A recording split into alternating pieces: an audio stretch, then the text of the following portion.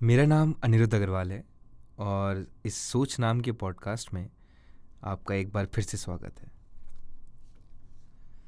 आज हम एक ऐसी कविता के बारे में बात करते हैं जो मेरे दिल के बड़े करीब है।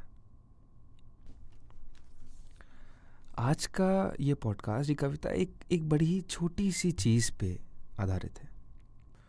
बड़ी कॉमन है, मतलब सभी लोग इसको एक्सपीरियंस करते हैं अपनी ज़िंदगी में और बड़ी मज़ेदार है। तो इस आदत से मेरी मुलाकात शायद 9वीं या 10वीं क्लास में हुई थी। ऑल बॉयज़ स्कूल में पढ़ते थे हम तो, लेकिन पहली बार था जब किसी लड़की का हाथ थामा था। एक फेस्ट था शायद।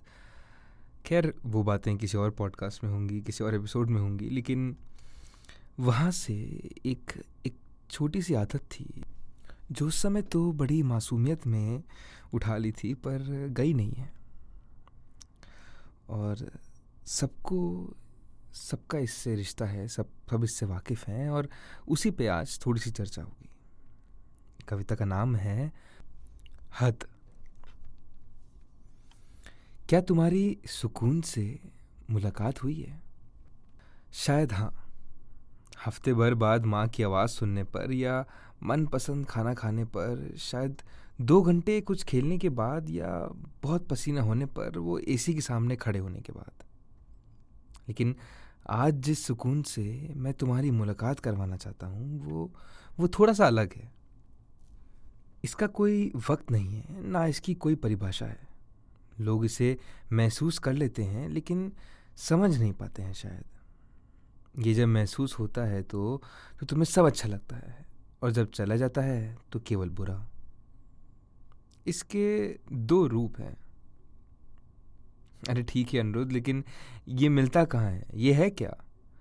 तुम्हारे दिल और रूह से जुड़ी एक छोटी सी आदत से आता है ये। हाथ थामने से आता है ये। सालों का प्यार हो या नई नई दोस्ती की शुरुआत, इसकी अहमियत कम नहीं होती। कभी तुम्हें ये सेफ फील करवाता है या कभी एक नई सी खुशी देता है।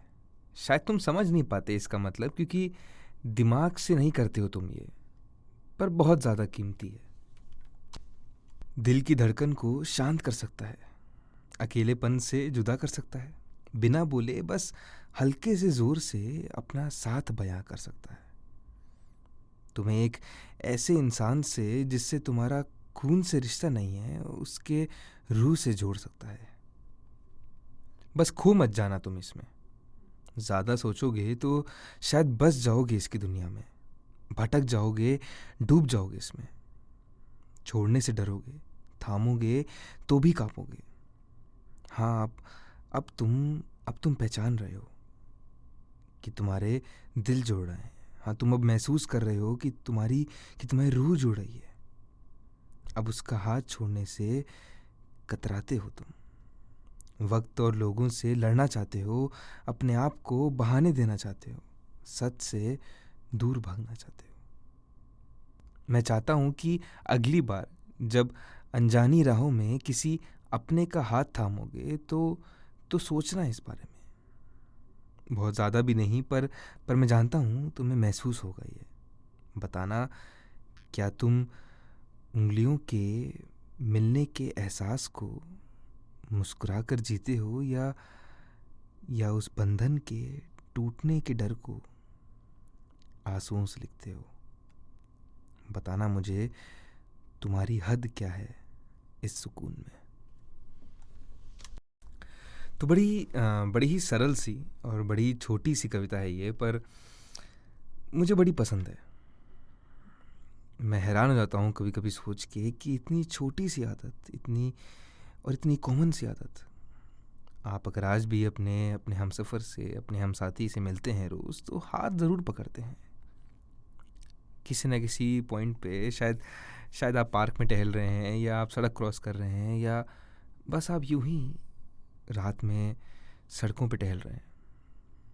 सुकून ठंडी हवाओं में आप उसकी आंखों में डूबे हुए हैं, आपने हाथ थामा हुआ है। और इतनी छोटी सी आदत है ये, पर कितना कुछ बयां कर जाती है। मैंने कहा था ना कि इसके दो रूप हैं। एक तो वो जो जब आप नए नए रिलेशनशिप में आते हैं या नए नए प्यार में आते हैं, आपको पता है, आप हाथ थामते हैं, एक अलग ही करंट है, एक अलग ही शौक है उसमें।